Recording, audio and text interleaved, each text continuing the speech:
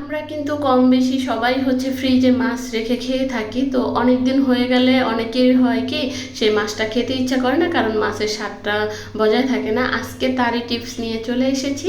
আর প্রথমেই হচ্ছে গাছ লাগিয়ে নিব। হ্যালো এভরিওয়ান, আসসালামু আলাইকুম। কেমন আছো তোমরা সবাই? আশা করছি আল্লাহর রহমতে তোমরা সবাই অনেক ভালো আছো। আমিও আলহামদুলিল্লাহ অনেক ভালো আছি। আবারও কিন্তু সুন্দর একটা ভিডিও নিয়ে চলে এসেছি। আমি কিন্তু অনেক ভিডিওতেই বলে থাকি আমার ভিডিওতে এখন থেকে 2-1টা করে টিপস থাকবে। তো আজকে হচ্ছে সেটাই। তো প্রথমেই হচ্ছে ছাদে চলে আসছি, জান্নাতের বাবাও সাথে আসছে, সে একটু হচ্ছে ভিডিও করে দিচ্ছিল।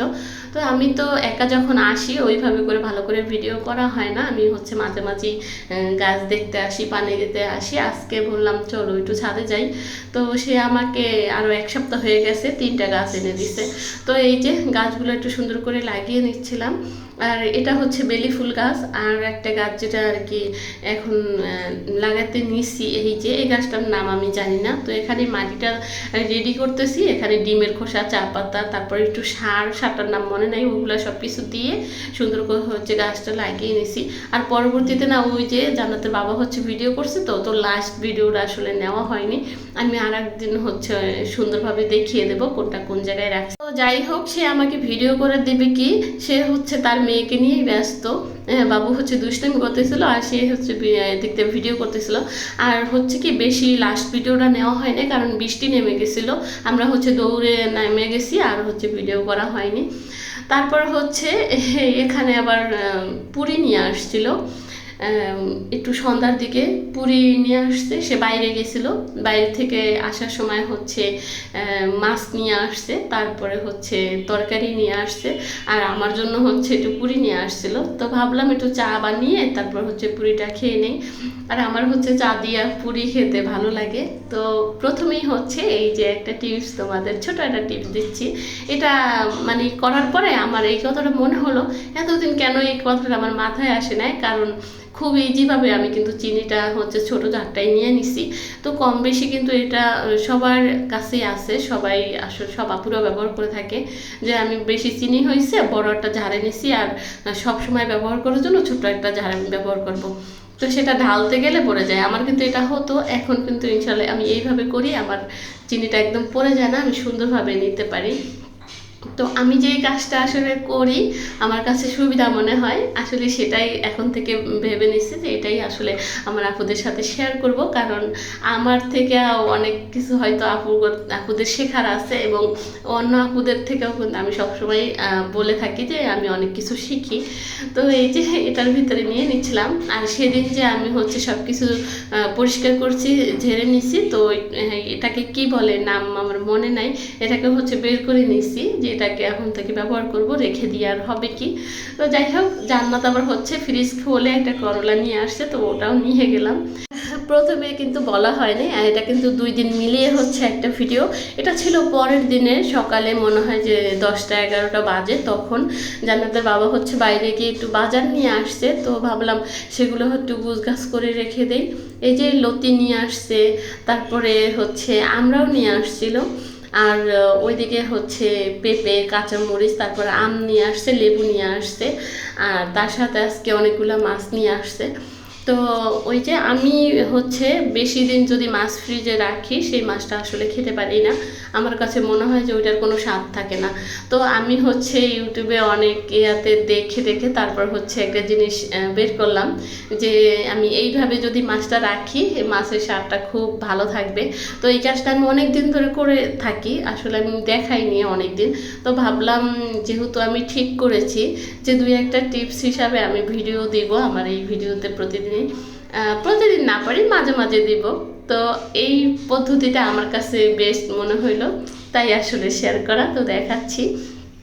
এখানে প্রথমেই হচ্ছে পেঁপেগুলা একটু ঠিক করে রাখতেছি, আর আম্মাকে দিয়েছি, মানে সে যেন একটু কেটে দেয়, কারণ তার ছেলে ওই দিক থেকে হচ্ছে প্যারা দিচ্ছে।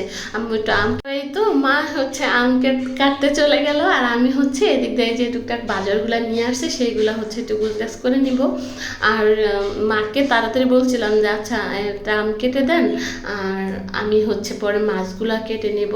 তো অনেক দিন আর কি পরে দোকান খুলছে, তো সামনে আসলে মঙ্গলবার বন্ধ পাবে না, সেই জন্যই হচ্ছে মাছ নিয়ে আসছিল বেশি করে, যে কিছুদিন যেন খাওয়া যায়।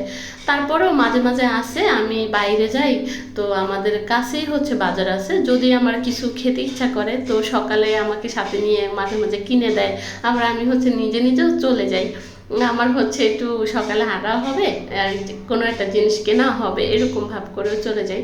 তো এই যে হচ্ছে মাছ নিয়ে আসছে, এই যে এই বড় মাছটার কী নাম আমি জানি না, আমি হচ্ছে মাকে জিজ্ঞেস করতেছিলাম, তো মা বলেছিল যে কী নামটা আমার এখন মনে নেই, ভুলে গেছি।